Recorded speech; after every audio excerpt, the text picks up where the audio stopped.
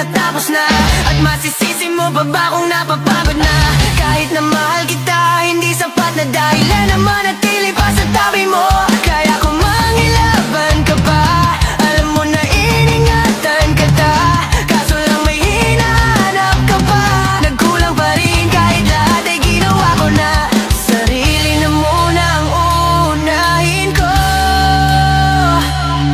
Patawad kung kailangan ko na lumayo sa piling mo. Baka di lang talaga tayong dalawa, at mas mabuting palayain na kita.